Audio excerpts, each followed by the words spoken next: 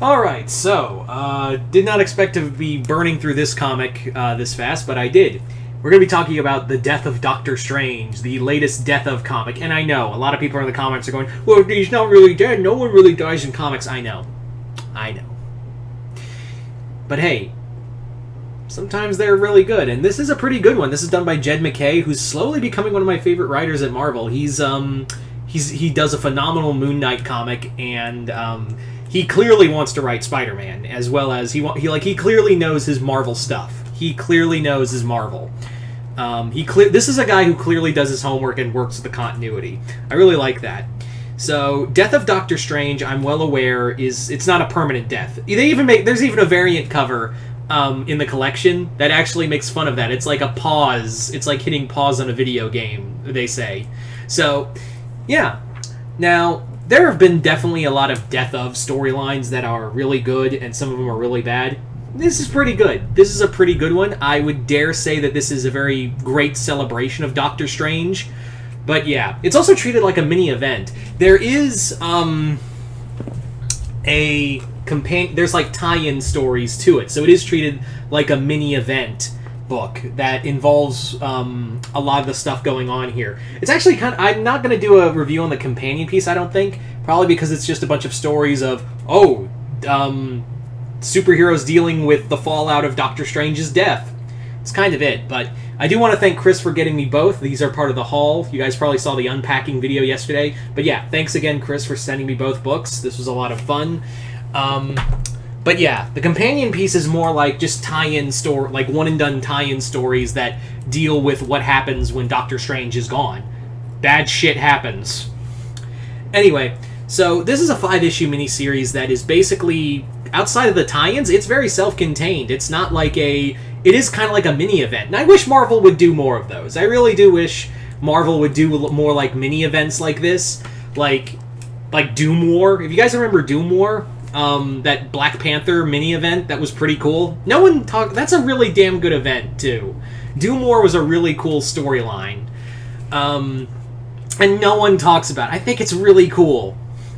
Anyway, so Death of Doctor Strange is basically a story where Strange one day is going through the motions. Then the night of just after being a superhero is murdered. He's found dead. His hands are gone. The Eye of Agamotto and the Cloak of Levitation are gone. And he's been found dead, and the murderer cannot be found. So who can solve the murder of Doctor Strange?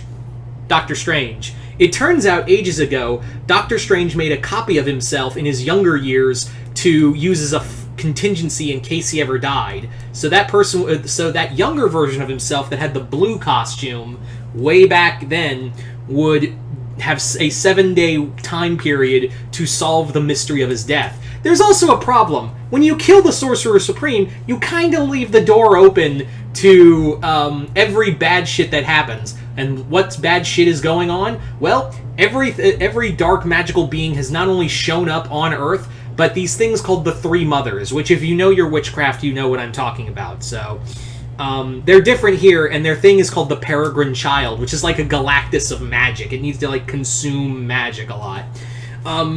Yeah. So, the story itself is pretty good. It's actually, it's got this whole thing of, Doctor Strange dying and then a younger self saving himself. I feel like that's been a Doctor Who storyline in Big Finish. Can anyone confirm that? I feel like that's been a story in Big. If not, that's a really good multi-Doctor Big Finish story that the BBC should get on. That's a really cool idea. Having one Doctor quote unquote die and then have a younger another incarnation of his younger self show up. If that's not in a comic or a audio drama, I would love that. This is totally a Doctor... it really could work as a Doctor Who storyline of, the Doctor's been murdered and a younger version of himself has to figure out the murder. I could be wrong and maybe it's out there, but if it's not, there's your story. There's your multi-Doctor story. Anyway, so the younger version of Strange, which is kind of fun because Jed MacKay clearly loves Stan Lee and Steve Ditko era of Doctor Strange because he's having him go zounds and by the hoary hosts of Hoggoth and all that. He's speaking phonetically of that time. When Doctor Strange first showed up, he's speaking so phonetically of that version of Doctor Strange. It's kind of funny. It's actually kind of cool, and it really does make sense because like he's now in a future where his future self is like his future self is basically he's got a school. He's like learning all this stuff. He's like, wait, I run a school, and like I'm an Avenger, and like I have this girlfriend named Clea. Because remember, he did not meet Clea for a while. When he wore that blue costume, he didn't meet Clea yet. So when he meets Clea again, and keep in mind, she had her mind wiped the last time he saw her in the Mark Waid Doctor Strange run. I did a review on it where Galactus literally forced Doctor Strange to reboot the universe. And I'm glad, like, because there's this whole moment in here, it's like, wait, because I was reading the comic and I was literally like, wait a minute.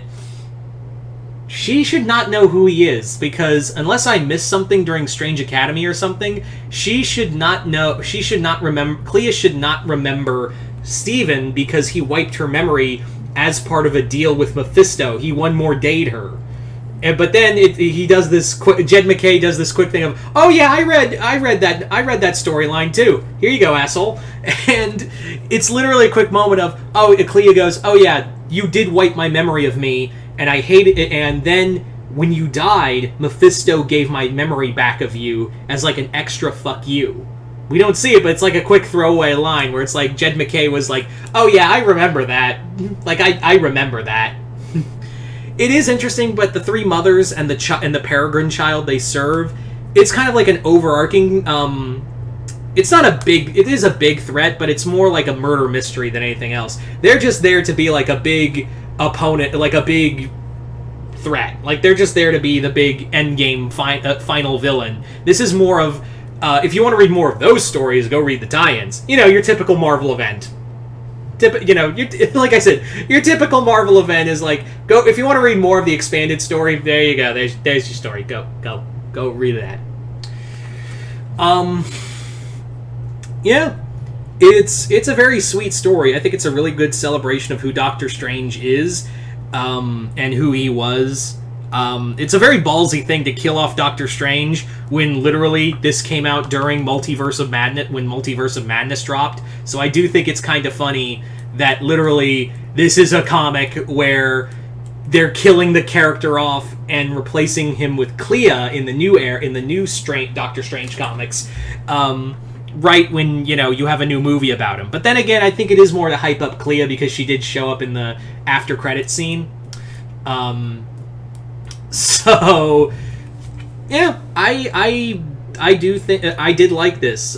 This really does tie into all the eras of Doctor Strange. It brings up stuff from Mark Waid's era, obviously the Ditko Lee era. It talks about the Kirby stuff. It talks about the Donny Cates run a bit.